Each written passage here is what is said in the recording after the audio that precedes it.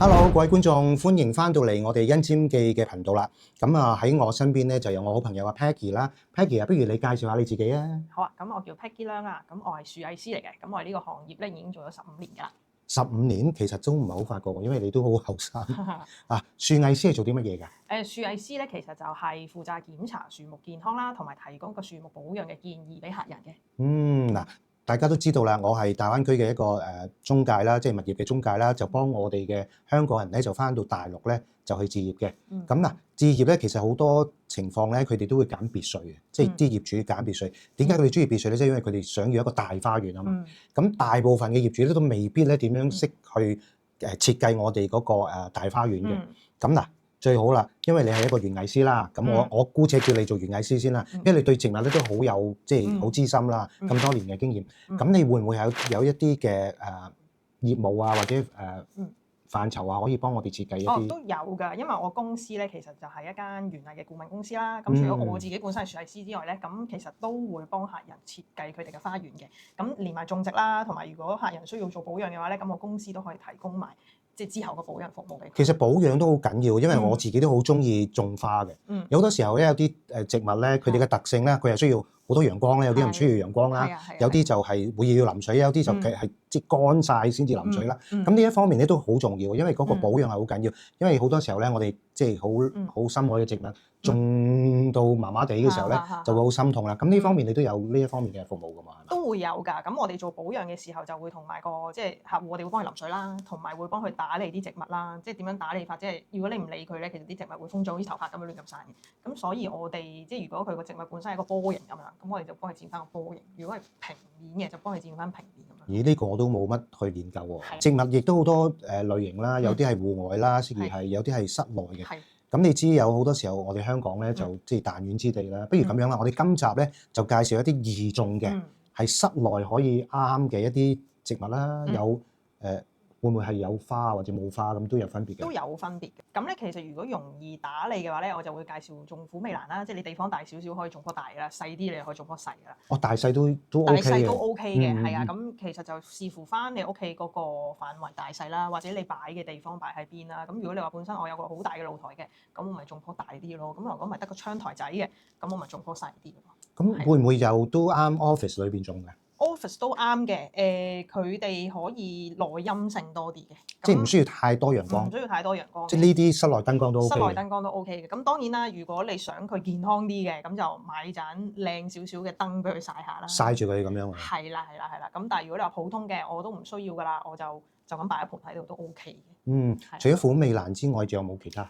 其實就仲有吊蘭啦。咁吊蘭嘅話咧，佢哋好快就會生啲仔出嚟㗎啦。咁所以其實會有好多分支嘅，係啦。即係一嚿咁樣吊起。係啦。咁跟住就會沙落嚟。係啦，會沙落嚟嘅。咁嗰啲又會形成一個新嘅盤，咁你可以分享俾你啲朋友咯。咁如果唔係嘅，得閒又落下啲花肥啊咁樣嘅話咧，咁其實佢都可以開到花。係啦。嗱，虎尾蘭啦、吊蘭啦，咁都係蘭科嘅喎，係嘛？叫做。其實佢哋唔同一科嘅，係啦。即係不過名係有個名係啦，因為我哋中文個名有陣時個字係可能用一樣啦，但係如果睇翻佢哋拉丁個學名分翻佢哋個科啊屬嘅話，可能拉丁嘅學名嗱好深奧啦。不如咁樣，我哋再深入淺出啲啦。咁除咗吊蘭同埋虎尾蘭，仲有冇一啲係好鬼容易種㗎？都有嘅，我自己屋企都種緊嘅。有一種叫做西瓜皮焦草，係啦。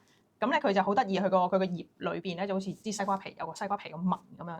咁所以佢哋觀葉植物嚟講咧都幾得意嘅。你得閒睇下佢咁樣，你自己都會開心咁樣。係啦。咁呢一隻就係內陰性好強，即係唔需要太多陽光。咁如果你有窗台，你擺窗台得；如果完全冇嘅話，咁你擺喺室內咧，佢都 OK 嘅。嗱，據我所知咧，其實有啲植物咧，佢哋可以係用水種啦，又或者叫做泥種啦。如果水種會唔會係易啲㗎？水種嘅話會易打理啲咯，因為你平時淨係換水就 OK，或者你落肥嘅時候都係落一啲液態肥，咁就你容易啲觀察到咯。咁泥嘅話，可能好多朋友仔咧都唔知幾時應該要淋水，咁可能佢亦都唔知道嗰啲泥點樣為之乾或者濕咁樣。咁水種對佢哋嚟講咧，其實就會容易啲打理嘅。係啦，咁水種有啲咩植物咧？就係黃金葛啦，風水嚟講又叫招財啦。所以咧啲朋友仔都幾中意呢一種嘅。又易種又好意頭，又易打理。係啦。咁嗱，泥種有一個唔好處咧，就係可能係有好多小朋友飛嚟飛去啦，係啦。不如咁樣咧，都分享多少少啦。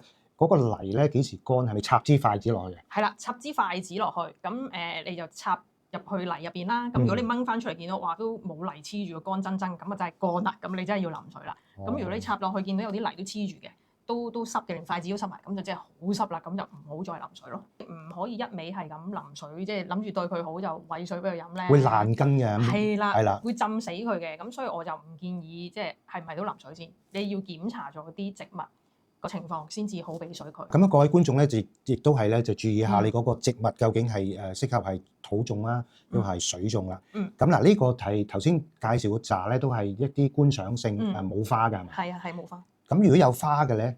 如果有花嘅話咧，我哋就白掌啦、紅掌啦，咁佢就通常都係白色一片嘅花嚟嘅，係啦。咁跟住所以即係你呢個都會幾靚咯，喺屋企度。都易種嘅，都易種嘅，同埋佢哋好簡單一支上，跟住就有一片紅色或者白色嘅葉同埋花咁樣俾你睇咯。白掌同紅掌，我見有都可以係水種同埋都可以水種嘅，泥種都得嘅，兩款都得嘅。係啊係啊，咁都幾方便喎。係啊，好方便㗎。咁除咗呢個掌類咧，掌嘅仲有就係蝴蝶蘭啦，蝴蝶蘭又係比較簡單啲，佢唔係用泥種啦，佢係用人哋嗰啲水台啦。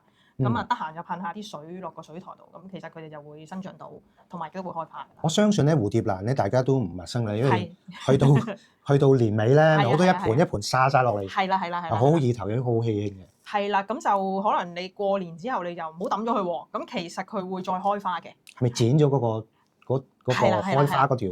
係啦，你剪咗佢，咁跟住佢咧，你等到可能季尾嘅時候，佢又再開一次花咁樣。咁當然啦，你中間都要落翻啲花肥俾佢嘅。咁等到佢有個能量嘅時候，再生長啲花俾你睇咯。係啦。嗱，講開過年咧，其實而家都年尾啦嚇。咁亦都係今日就係11月25號啦。